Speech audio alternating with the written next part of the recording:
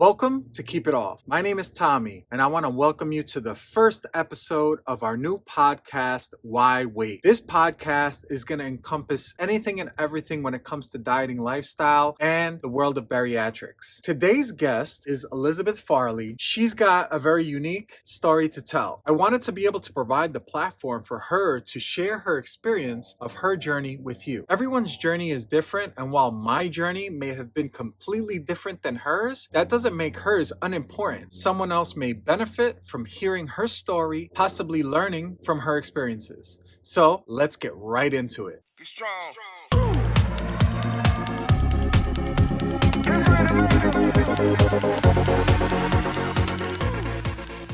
First off, this is episode 1 of the podcast, and I'm calling the podcast Why Wait? And so I want to welcome you to that podcast. Tell me a little bit about yourself. So I'm Elizabeth, and I started the Bariatric Fitness YouTube channel back in June of last year. I kind of just started it because I know when I started my journey in 2015, getting the gastric bypass surgery, there wasn't really a lot of social media presence. People who have gone through it, the only things that I saw were people that had it and had nothing negative to say about it. Even though they were experiencing things, they didn't talk about it, or they didn't attribute it to having the surgery as a side effect. So I've had a few, and I just kind of wanted to document it for other people, because I feel like if you know both sides, then you have an informed decision. Right. And I just kind of wanted to do that. I wanted to do some healthy type of recipes, just stuff that I was making in my kitchen that I thought other people could benefit from, and just kind of documenting the workouts that I started doing and things like that. Okay. So 2015 is when you got your surgery. Yeah. Is that okay? Let's rewind a bit. And when did you know you wanted to get the surgery? Sometime before 2015, but was the whole process of you figuring out, okay, I want to do this, to when you actually got the surgery, how long was that process? When I decided I wanted to get the surgery, it took maybe 5 or 6 months until I was like on the table. It was self-paid because no insurance around here will cover it. And I think it was like maybe 3 or 4 months with consultations and doctor's appointments. And then it was real quick, in and out. I spent probably about 10 years like trying to do it on my own, resisting it. My mother had it when she was about my age, and since probably early high school had been pushing me to get it. So I've been a big girl my whole life. I've always been like in like 300, 350, but I've always been very active and athletic. So like even at 400 pounds, I was running around playing tennis on the tennis courts. Like it never let it stop me. So I was like, yeah, I can just do it on my own, whatever. And then I always felt like it was a cop out, and I didn't want to feel like I didn't try my hardest. Sure. And so that's something that I always tell people as well, is I'm a big advocate of trying every possible thing you can and letting the surgery be your absolute last resort. Okay. So, wow, self-paid, that's a big one, right? I mean, Yeah. a lot of people, I'm sure, are out there in that position that can't do that. That's a big commitment, right? I guess some people are kind of like, they fall into the surgery where they're in a position where the doctor recommends it. They already have the insurance, and they Right. don't really have to go through many hoops. I mean, that's a different level of dedication to say, okay, I'm coming out of pocket. So Right. So that's huge. in Virginia, there's no insurance company that will cover it. Oh, so the whole state just. Right. Even if it's medically necessary and your doctor says you have to have this to save your life, they will not cover it. Oh, wow. Huh. One of the things that I've come to realize is that bariatric surgery, no matter which one you're getting, is not a one size fits all, I guess, for a lack of a better Right. term. Like everybody has to go through a different process, right? Mm-hmm. Some insurance companies cover it, some don't, some out of pocket. Some you have to do like partial out of pocket, partial insurance. Some places it's like you have to wait 6 months before you can get surgery. Some places, less than 30 days you're on the table. Some places you have to lose X amount of pounds before they'll put you on the table. Mm-hmm. Did you have any of those types of like stipulations just to get the surgery? The only thing I had to do was for the actual hospitals program, and I had to do I think 3 visits with a nutritionalist, dietitian, and like 3 follow-ups with the surgeon beforehand. All right. Did you have to do a psychological? Yeah, I had to do the psych, and they didn't do like any kind of scope down my throat or any of that. I've heard people had to get that done. I didn't have to do a liquid diet beforehand. I said just don't eat a lot the day before. That was it. I didn't have to lose any weight. My highest, I was 486 when I went under to get the surgery. And he had like no reservations about it whatsoever. Okay. So like for me, I've had 2 surgeries, just a disclaimer. Not many people know this, but back in like 2009, I had a lap band, and I feel like a lot of people have had a bad experience with lap band. Yeah. And lap band, for anyone who doesn't know, is like kind of like a piece of plastic that wraps around your esophagus and kind of gives it the chokehold, right? And it makes it hard for food to go down. And if you can't eat, then you're going to lose weight, right? And And they adjust that too, don't they? Put saline in right it. there you go. So they may either make it tighter or they loosen it depending on how well or not well you're doing. Mine eroded, which basically means it started to eat away inside of me, and so they had to take it out. And that was really depressing for me. I had lost I was 455 pounds. I lost like 130 or something like that, 140. They took it out, and once they took it out, I, over the next 9 years, put it back and then some. And from my experience, I didn't learn anything about nutrition the first go around. They didn't do anything for me like to educate you. There's like, my first experience was, hey, you're gonna get the surgery and that's it, you're cured, right? It's like, that's it, everything's gonna work out, everything's gonna be great, you're gonna be super happy, and everything's just gonna work itself out. And that just wasn't the case. And over the next 9 years, I put everything back and then some. I actually, my highest weight, I started 455, got down 130 pounds, and then put all that back and got all the way back up to 457. Those 9 years, I thought, oh, I'm damaged goods. I didn't know about revisions. I didn't know about second surgeries. I didn't know anything like that. So I thought, that's it, Tommy, you screwed this up. You've lost your chance, and that's it. You're stuck with this. My wife was like, but she didn't want me to get the surgery because of any aesthetics, but just like, she thought it would make me happy. And so we pursued it, and we found out that that wasn't the case. So I did a sleeve after that. And for me, again, only thing I had to do, the only stipulation was I had to wait 6 months. So I had to have a visit every single month for 6 months. And if I did that, I was good. I did one psychological, one nutritionist visit. I did do something where I drank some kind of fluid. So for them to scan me and make sure everything was good internally. That's it. I was on the table. I didn't have to lose any weight. I think I lost like 4 pounds in those 6 months, which, when you're that size, going to the bathroom could be those 4 pounds, right? Right. It's a shame. And that's one of the reasons I wanted to have this talk with you, because I've been in these types of situations. And that's why I named my channel Keep It Off, because that's one of my biggest fears is regain. And a lot of people, I think, I watched an Abbey Sharp video where she said inside of the first 12 years, I know 12 years is a lot, but 93% of people have weight regain, and a substantial amount. That's scary, right? Yeah. But I just wanted to give you that preface before we continue, to let you know, like, there's never any judgment. And it's just like, I want to do this to help others. And I know you do too. I think we're going to help some people here for sure. Yeah, definitely. After getting that surgery, how are you feeling right after? Like, was there a big recovery process? Because this is another thing with people that have gotten bariatric surgery. I feel like some people get it and they're like off and running the next day, like no big deal, I'm going to go back to work, right? And then other people have like a big recovery process, like, because with the abdomen, for some people, like it's everything, walking, talking, even stretching, like it's Going all to the bathroom. right. It's big, right? Yeah.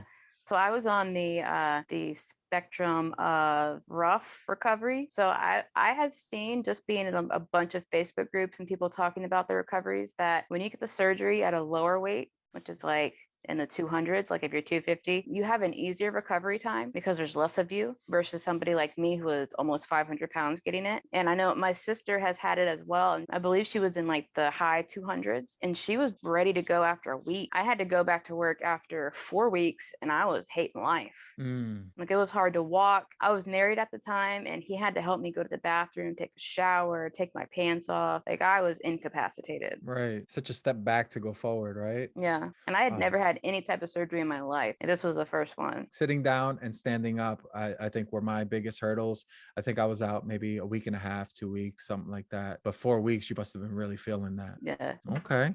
You went through the whole liquid phase, soft soft food phase, like that, So I those. didn't do a liquid. I didn't do the liquid. Oh, They even put me, after? no, they put me right on soft food. Like I was in the hospital eating eggs and oatmeal, and they skipped the liquid before and they skipped the liquid after. Wow. And that And was just the program that I was in. you did this in 2015, so that's 7 years ago. In your experience, from other people that you've talked to, I'm assuming you've talked to other people who've had Right. one of the bariatric surgeries. Is it common that, because I think you may be the first person that I've spoke to that skipped liquid after? Yeah. So the majority of people that I've heard about have liquid before and after. Yeah, yeah. See, I didn't have to do the before, because the people that do the liquid before is because they have to lose X amount of pounds just to get the Mhm. surgery. But after, that's like, I started to hate soup, because Yeah. it was like soup all the time. Soup, Yeah. soup, soup. And then when I upgraded to like pudding and yogurt, because I didn't get that for the first week, I thought that was like such a big deal. Like, Right. oh man. I think it also has to do if you have like a fatty liver, they use that to shrink your liver before their surgery as well. Right, right, right, So I right, know right. with my late husband, he was looking at getting the gastric bypass, and he had had his gallbladder removed a year prior, and his surgeon had to have like 2 or 3 people holding the instruments to lift his liver to get under there to get to his gallbladder. It was so big. Did you, because you did the bypass, right? Hmm. Did you have a choice, or was there an option to do any other surgery, or was that really the only thing on the Yeah, table? so I was one of the minority of people in his office that I had no comorbidities. He said I was the healthiest person that ever walked into his exam room. The only thing is I just weighed too much. I had no high cholesterol, no high blood Oh, pressure, that's, yeah, that's absolutely makes it easier. nothing. So he said you can just do whatever you want. He recommended the bypass because I had a lot of weight to lose. And me being a big sweet person, which is what put all the weight on, having that restriction and consequences if you eat too much sugar and you eat the sweets and the stuff you're not supposed to eat, then you get the dumping syndrome afterwards. And so Did that's why I had picked the bypass. did you experience dumping? I did for about the first year. And now it's like I'm more towards the higher end of a better tolerance towards it. So I have to be very careful about what I eat and how much of it because I don't experience a lot. But then sometimes out of the blue, I'll eat something that's very healthy and it'll knock me out. I'll get like serious stomach cramps and like the whole 9 yards. Like there's many vegetables that I cannot eat because of the surgery. Like I get crippling stomach pain trying to digest it, which makes no sense. Like you have the surgery thinking you're going to eat all these healthy foods. And then one of the side effects that I experienced was there's a lot of healthy foods that I can't eat anymore. Isn't that crazy how the side effects can be so different from one person to Mm-hmm. another? I've heard of, some people can't digest any meat that's not poultry or not fish, like Yeah. any type of like lamb, beef, pork. They can't digest it. I've Yep. heard of that. I've heard of getting really bad acid reflux from a lot of these types of foods. It's crazy that it's not cookie cutter. Right. And It's that's the different. scary part of it. It's not actually the actual surgery. That's the riskiest part. It's how you're going to be afterwards. It's things Right. that you may or may not experience that you might be stuck with for the rest of your life that you won't know until you can't go back. Right. Does your surgeon still do follow-ups with you to this day, or no? No, so I didn't have health insurance when I went into it. It started like the day after I had the surgery. So I had it that whole first year that was part of the self-pay. So I had a year of visits with him. I did that, and then I did a few months afterwards, and then that was all that I went back for, other than just my lab work to make sure my levels were good and things like that. Okay. My surgeon doesn't see me at all. The reason why I was asking that is from some of the people that I've spoken to, and obviously this is not for everyone, but it seems that once you're done, they're done, Right. and I feel like that follow-up work, I think, would help people long term. I have this weird theory that a lot of people may or may not find offensive. I don't know. I'm going to test it out on you a little bit, but I think that bariatric patients, no matter what surgery you got, should kind of be treated kind of like addicts, whether they're recovering from alcoholism, or drugs of some sort. I feel like, I know there are groups out there. I still haven't been able to find one in my area, but where you could sit in a group with people that have gone through exactly what you've gone through and talk meal plans, talk, Right. urges, talk, hey, I didn't find out that you shouldn't really be eating nuts till 2 years into I'm over 3 years in, and I didn't find out, like, I didn't know enough about nutrition. You think, oh, nuts are healthy. I didn't Right. know that this much cashews is like 1,200 calories. Yeah. Holy crap. Yeah. What a joke. Why don't they tell us these things? That was probably my biggest complaint with the program that I had, was that I had everything that they told me going into it. This is what we want you to eat. This is the amount we want you to eat for the first year was covered. I was a pro. I knew what to do. I knew what not to do. Year 2 hit, and I'm like, what do I do now? Like you can eat more Right. things. You Right. can eat bigger portions. You're Right. going out, you're living your life now, but Right. there's no follow up with that nutrition part of it for me. Yeah, that's, I think, where this niche of bariatric really needs some kind of policing. I Hmm. feel like a lot of people get the short end of the stick, and it doesn't maybe have to be that way, because not everyone is gonna take the time to fully learn macronutrients, micronutrients, what your daily expenditure is. It takes time to learn. Okay, like when I first got the surgery, they put me on 1,000 calories a day. I'm 6'3", 245 pounds. I can't eat 1,000 calories a day. Right. I'm eating now 23 to 2,500 calories a day, which some people who are not and that didn't have bariatric surgery would be eating over 3,000 at my size, right? Hmm. And so how do you learn that? You have to get some trial and error and learn. That's a lot of self-education. Right. And I feel like you can't expect everyone to do that. Like I got so into it from YouTube and just studying that there's another thing I haven't really told people. So there's another thing somebody can learn on this podcast. I'm actually taking online courses to be a certified nutritionist. Oh, nice. Yeah, and how I'm going to use that, I don't think I'm going to use it like professionally, but just to have that knowledge. Yeah. I was learning so much. I said, "Oh, why don't I get a certification in Yeah. it?" And so I'm like maybe 75% done with that course. I feel like there needs to It's a be shame. more unification across every single hospital that offers the surgery. Like the FDA goes in and approves and puts all these requirements on foods and things like that. Why can't they do that with the program at the same way? Even though like each body is different and there's things that you're going to need that I'm not going to need and vice versa. But I feel like there needs to be more cohesion. Like either everybody's going to do a liquid diet or everybody's not going to do it. Like what's the point of somebody offering it and saying that you need to do this versus somebody saying you don't need to do it? Right. So the majority of your weight loss, was that in the first year, Yeah, the like you first were year. saying, right? Mhm. Inside of that first 12 months, did you like log your weight, do any of that kind of stuff, or no? Yeah, so I followed the program to a T the entire first year. Okay, I so you lost were. about 170 pounds. Oof, that's a lot. Mm. Wow. Did you deal with any weight stalls during that first 12 months? Yeah, it's about every 2 to 3 months. I'd get at a stall and then it'd take about a week or two to break. Okay. But Did I you didn't use do any? anything special. Oh, I okay. just kind of kept sticking, doing what I was doing because I didn't really know too much about stalls at that point. I just had people beating into my head, just stick with what you're doing. It's going to work. And so I was like, all right, I'll give it this first year and see what happens. And so there wasn't like any special trick or food or anything like that I did. Okay. What I was told by my doctor is whenever you have a stall, go back to the liquid diet for 3 days and that'll change the Well, stall.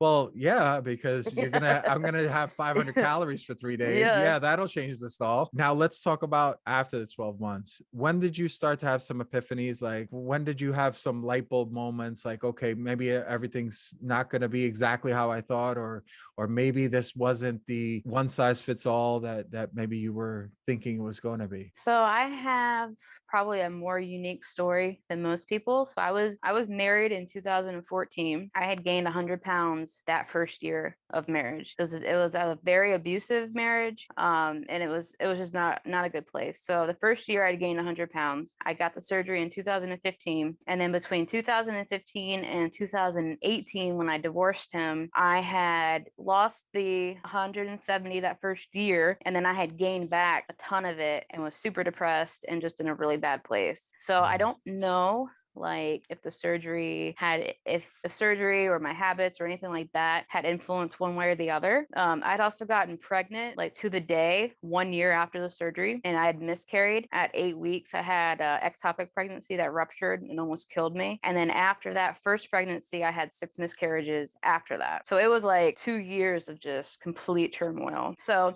I mean, obviously, I wasn't doing the things that I should have been doing and following the program like I was. So I can't blame the surgery for not working in that aspect of it. I don't know, like with my state of mind at the time, what I would have done differently or anything like that. Because like when you're in a really bad situation like that, you just kind of you're in survival mode at that point. Right. I was working 4 jobs, over 100 hours a week, trying to support my family, and you just kind of do what you have to do to keep your head above water at that point. 4 jobs, Yeah. over 100 hours a week. Yeah, and my Wow. amazing husband at the time just didn't want to work at all. So I was doing everything. Wow. That's a lot. Yeah. That's a lot. Talk about carrying your family on your back. Yeah. Wow. You currently have a beautiful, healthy son right now. Yes.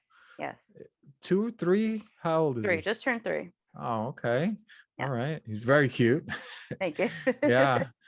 He's a ham. So that son is not from that husband. No, so I divorced my first husband in February of 2018, and I had gotten back on my weight loss. I had lost about, I want to say about 50 pounds. And then I met my second husband about May of that year. And after 3 weeks, I had gotten pregnant. I didn't think I could get pregnant, so I wasn't super careful. Yeah, after 3 weeks together, I conceived my son, who I have now is 3 years old. And then we had gotten married, and he was about 8 months old. And then about 3 months ago, we all had COVID. After about 7 days, my son and I were getting better. He had spiked a fever, got worse, and then he had passed away in December. My gosh. You need a reset button for sure. Yeah. For sure. Yeah. Wow. That's a lot. That's a lot to deal with. And you take care of your son by yourself, still working full time and doing YouTube. Yeah, well, I haven't done YouTube since everything happened in December, but I'm starting to kind of get on the upswing of things and get back into a routine and get back to life. YouTube is tough because, especially for like smaller YouTubers like us, it's just pure passion for us, right? I mean, we're not actually gaining anything monetarily. Right. We're here to try to make an impact. I mean, in an ideal world, yeah, maybe it would do something for us, where we could maybe support our family from it, but that's not very so many likely. years down the road. Right. And if you don't have that drive and never. passion, right? If you don't have that drive and passion up front for it, you're never going to get to that point. Right. That can't be the motivation. You've probably had this, but when somebody hits you up and says, hey, I tried to make X and it came out amazing and I love it and I've made it 3 times since, does that do something to you? Yeah, I don't really get people that talk to me about the recipes, but I get a lot of people that talk to me about the videos of what the side effects I've had and me just trying to educate them about the surgery and what could possibly happen to them. Right. So just getting people that were like, wow, I never thought about that. I never even knew that was a problem in bariatric world. Right. Like just getting that information out is the things that I never received when I started the journey is probably the most rewarding part of it. Because again, I can't feel like you can make an educated decision without knowing the good and the bad. All I had were people that talked about, oh, it was amazing, nothing ever happened. I'd never heard one negative thing about bariatric surgery in any form my entire life. And that's not reality. Right. I mean, I feel like, you're part of these Facebook groups just like I am. There are a lot of positive people on there, but there are some not so positive people on there. Some of these people that are very critical. I'm not trying to box somebody into a corner here, but some of the people that I see that have these really strong opinions and very rigid, you look at the profile pic, it looks like they've had quite a bit of regain. Is that fair to say? Have you encountered that? I haven't really noticed that. One thing I have noticed is, like I mentioned earlier, that when you get the surgery at a smaller weight, your starting weight is lower than the average. You get real skinny real fast. And if you don't have the right mindset, you can get kind of negative personality traits with that, if that makes sense. Like you can kind of become the Karen in the Facebook world. And if you have a really positive experience with it, which is great, I hope that nobody gets side effects from it. I hope that the surgeries were great for everybody all the way across the board. But if you don't experience the negative things that other people experience, like myself, you have a hard time believing that the surgery could cause something so catastrophic. Now you automatically go to, well, it's obviously something you did. It's obviously your fault. It obviously could have no possible connection with the surgery you had. It could be, but it could also be life is full of curveballs. No matter how much you prepare for certain things, sometimes it just doesn't work out. Right. And And I never say 100% that a surgery will cause this or it will cause that, but I do know I didn't have problems before I had the surgery. I do know that all of these things popped up after my anatomy was rearranged. Right. We're on this topic. Do you want to talk about a little bit about malabsorption and how that works and what you've been through from that? Yeah, so the malabsorption is when you have a gastric bypass specifically. I don't think it affects as much as the sleeve, but I could be wrong. So I'm not sure specifically, but I know that a lot of your stomach is cut out to where it's just the size of an egg, and your intestines are bypassed to where things just go straight through you right into your bloodstream, and your stomach doesn't have a chance to absorb the vitamins and minerals that you normally would. So you have to take a lot of vitamins. Right. I probably take 20 vitamins a day. I take calcium 4 times a day. I take all of my morning vitamins, and then I take stuff at night. For the people who are listening, and if you have experience on this, please comment down below and share those comments with us. But to add to what you're saying, she has to take well over what she needs to take vitamin wise, because the body's not going to absorb it all. And hopefully she gets just enough, right? Is that correct? Right. And so when you have the esophagus coming down, when it's a bypass, basically they cut that esophagus and they reroute the esophagus to the small intestine, kind of bypassing the stomach. And by doing so, you make this artificial stomach using that anatomy, the esophagus, and your esophagus is not made to absorb the nutrients or the micronutrients, macronutrients of the food. And so you deal with being deficient. And not only that, you can only eat small amounts at a time, which causes even more malabsorption. Right.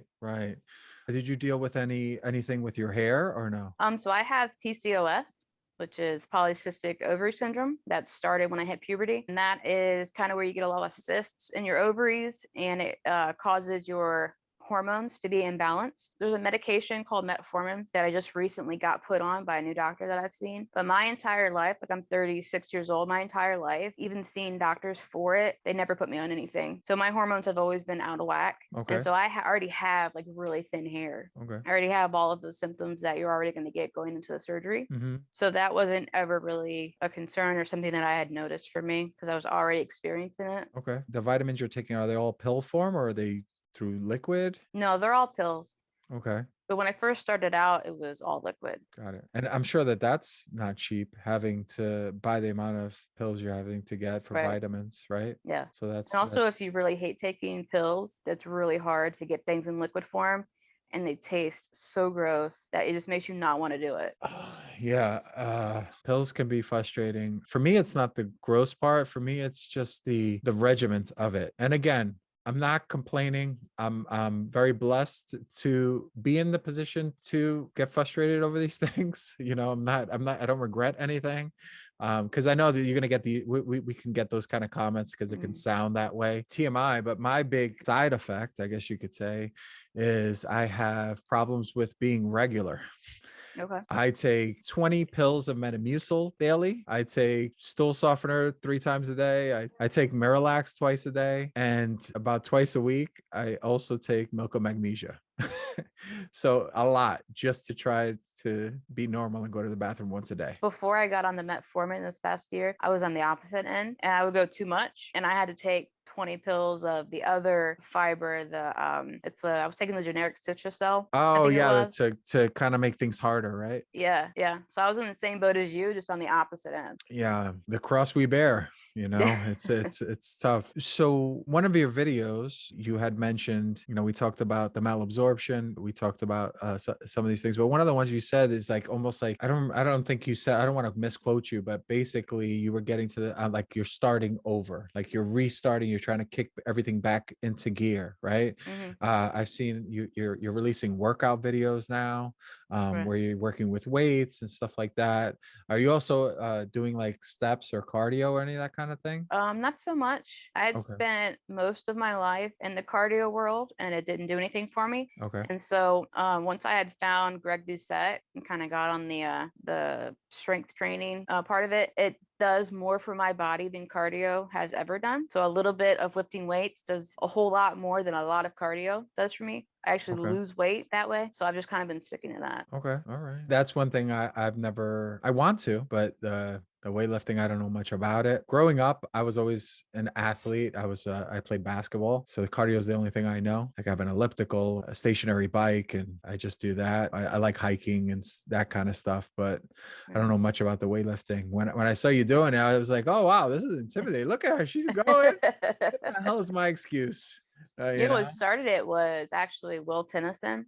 I don't know if you've Right. seen his channel. Yes, So absolutely. he makes it very easy to understand for beginners because he was a beginner like us. And Right. all he did was just document everything he did. And eventually he started figuring out what worked for him and what didn't. And my thing that I got from him is you pick 4 exercises, you do 10 repetitions of each, and you do 3 sets, and that's your workout. And so when you want to make it harder, you either up the weight or you up the reps or sets. And if it's too much, then you back off a little. And then eventually you add more weight with everything that you do over time. And that's what causes you to either gain the muscle, or the other thing is when your body is trying to maintain the muscle that you're building, you're burning more calories throughout the day versus the cardio that you're just burning the calories basically while you're doing the cardio. And I think that's really been the switch for me, is that I'm burning more calories during the day, just sitting in my office working, trying to metabolically keep the muscle that I'm building with the weight. Right. As Greg would say, are you making sure to intake enough protein so that way any muscles that you are building, you're not losing that and you can lose fat instead? Right. So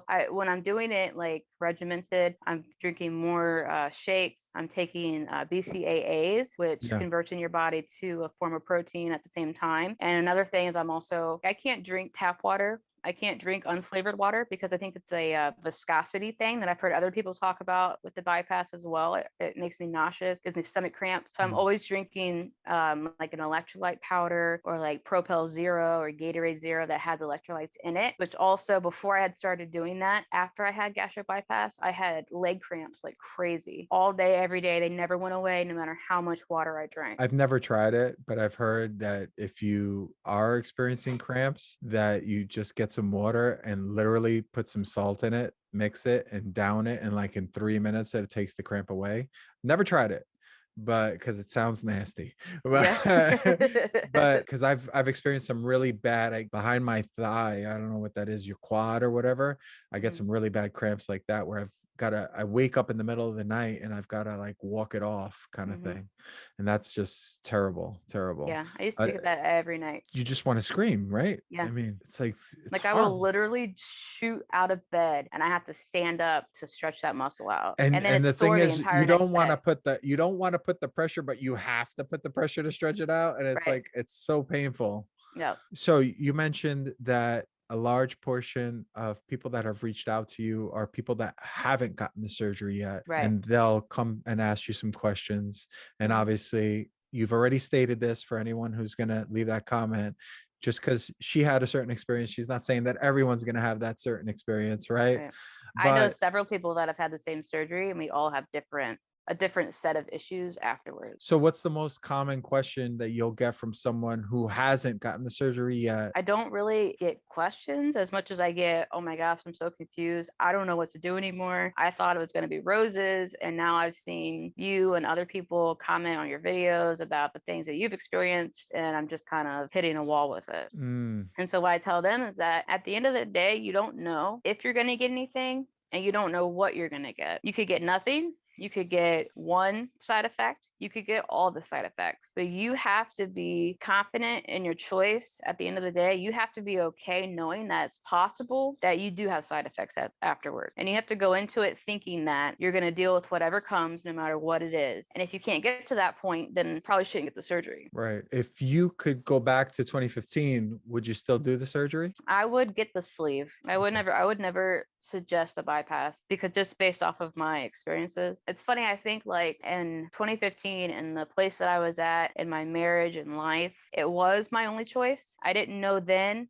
about exercising and weightlifting and nutrition what I know now. So that person back then, that was their only way out. If I knew then what I know now, I wouldn't have done it at all. But for the person that I was, I wish I would have gotten sleep. Hindsight is impossible, but you can't get caught up in that, right? I mean, because we can't play that game. It's not helpful. The one thing that my doctor did that was good, I don't know if you experienced any of this, but obviously, I don't know if my surgery was considered a revision or not, because I had the lap band. They removed remove the lap band. And then 9 years later, I got the sleeve. My doctor said, you know that you got to make this one work, because if it doesn't work, you probably won't get another. I did come across in some other YouTube videos where some people got revisions 3-4 times, 3-4 revisions. That, I guess the point that I'm trying to get at is that if we're not educating bariatric patients, if we're not teaching them where we went wrong, and we do a revision, if they make the same mistakes, whether they're making a mistake or they just don't know any better and things just don't go right, or if there's something genetically that's holding them back, then what's the point of the revision, right? We got to address whatever, and everybody's different, address that, try to fix that before any revision is done.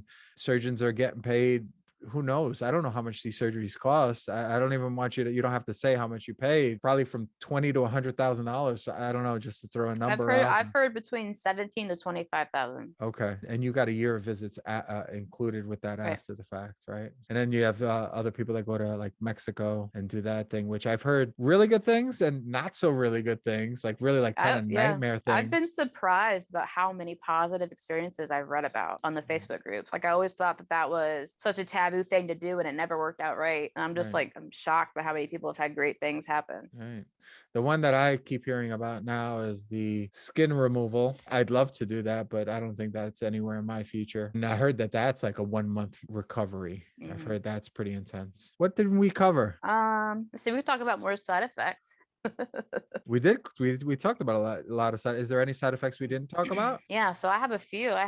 So I'm borderline anemic, to where my doctor gave me 2 blood transfusions that didn't do anything for me. And I also take iron supplements every single day. So it's like my body just doesn't want to absorb anything, but then at the same time they flush me with all this new iron, but it doesn't want to take that either. So I have that. I have hypoglycemia. So if I don't eat enough, if I wait too long between meals, my blood sugar drops really low to where I almost pass out. So if I don't stay on top of that, it's really bad. What else? I take my calcium 4 times a day. And between having my son and being pregnant and the malabsorption, I had to get all of my teeth removed about 3 months ago in November. I went through the whole process of it.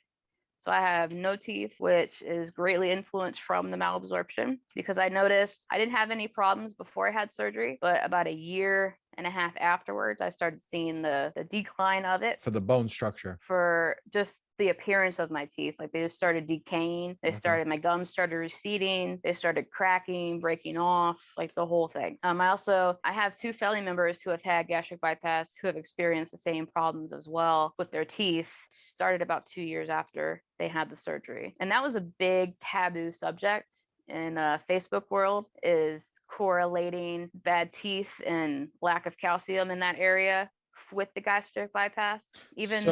What do you mean, like taboo? Like people would attack you for asking questions about it if anybody else is experiencing the same thing? So I made a video about it on my channel. It was a catchy subject. It said gastric bypass ruined my teeth, but in the video, that's a huge video you have. Yeah. So in the video, I said gastric bypass and pregnancy both combined, because people who don't have the surgery, who have pregnancies, also experience decline in their oral hygiene and their teeth, because you're giving a lot of your calcium to your baby when it's in your stomach to help it grow. I'm showing them right now that video. Can you see my screen? Yeah. So this video right here, I don't want you to copyright me, so I won't play it. But it's this video right here. That's a great thumbnail in the sense of it's very impactful, right? Right. So I got crucified on Facebook by a lot of people over the whole subject. And the funny thing to me is that if I were the only person experiencing this, then yeah, you could say maybe it's genetic. Maybe you didn't brush your teeth 3 times a day. Sure. But there's so many people that responded to that video and the Facebook posts that I put in all the different groups that are experiencing the exact same thing. So if it's one person, sure, it could be self-error. But if you have countless people who are saying the exact same thing as me, there's got to be some truth to it. Right. So the anemia, does that make you also lightheaded as well? No, not as much. I'm cold all the time, and I'm very tired all the time. I also feel some of that, like the temperature changes. Like I feel cold a lot more than I did before. I've never really looked into it. I just thought I have less insulation. I just thought that's stupid, and I just dealt with it, put an extra extra layer on. Other than feeling cold all the time, is there anything more to it? I mean, for me, it's just being cold, being tired, and I have bruises all over. I bruise very easily. That's a result of the anemia. Right. And then the iron, that's also a result of the anemia, right? Because if your blood is thin, it's Right. lacking in Low iron. Mhm. Okay. All right. I don't know most of this, but maybe some of the people watching also don't know. So, Right. so anemia, low in iron, low in calcium. You had to get your all your teeth taken out and redone. Yep. Wow. There's more. It's just there's so much that I can't bring it all in at once. What else? The hypoglycemia, the low blood sugar. Hypoglycemia, low, Yep. low blood sugar. Yeah, that is a lot. And you always seem to have such a positive attitude. Well, thank you. I don't ever see you talking smack in any of these groups, which is great. I'm just, I I'm don't not understand that. how people get so nasty about things. If you don't like a recipe, why are you in that recipe? Yeah. Looking at it, commenting on it, or like who cares? If you I've always been that person. I don't like confrontation. I don't like drama. I'm the first person to walk away from a situation. So if I don't agree with you, I'm just going to walk away. I'm not going to say anything. I'm going to let you live your life. I'm going to live mine. Maybe I can Right. help people. Maybe you can help people. But we don't have to we can disagree, but we don't have to fight and argue about it. That's so childish. I'm 36 years old. I'm a single mom. I have a 3-year-old son. I don't have time for that. Right. Some people just want to get caught up, and I refuse to do the back and forth as well. I feel like it's more of I want to bait you. I Right. want to see if I can get you into this exchange. Right. Because that's the fun part. I don't Yeah. know. Anything more you want to cover? I can't say that we've covered everything. You've given me so much. I'm just kind of absorbing it all, almost to the point where I don't have a follow-up question, just because you've explained things pretty well. Thank you. Yeah, I mean, I can't really think of anything else. You said that you were thinking about ramping things up again with YouTube. Any video ideas on the horizon? I wanted to do one for Valentine's Day, but that kind of fell through. But I figured out how to make red velvet cake, like a mug cake or like a protein ball or something like that. This turned out pretty good. So I want to get that up soon. Red velvet. I feel like that's like a very popular title or bracket. I feel like no matter some of the best things that I make don't have a name. And so I don't make a video. But something like a red velvet or a carrot cake, it's like it catches people. Yeah, it's so easy. It's just vanilla and chocolate mixed together with a couple of things. Right. But isn't it? Yeah, I'm all about super easy and super fast. But those are probably the best recipes anyway. Yeah. I mean, I've never been a gourmet person. I'm like, what can I eat out of a Tupperware container on the go type of girl. Yeah, I've only been touching the stove for the last year. Before that, I'm not like a sexist person, but my wife did all the cooking. And now I don't want to say she doesn't, but I think the first to me to like, hey, babe, what are you making? It's like, I don't know, but okay. Well, I do want to thank you for your time. I really do appreciate your time. You're very, very generous and you were very vulnerable, just being an open book. So I really do appreciate that. I'm sure we'll see a lot of comments. You help somebody foresee something that they could have experienced, but because they saw you and your experience, they were able to avoid something maybe, or combat it or get blood work sooner or something. I don't know. Time will tell. But I just want to thank you for being part of the podcast. All right, episode 1 is in the books. All right, thanks for having me. All right, thank you, Elizabeth. All right, bye. Bye. Be strong.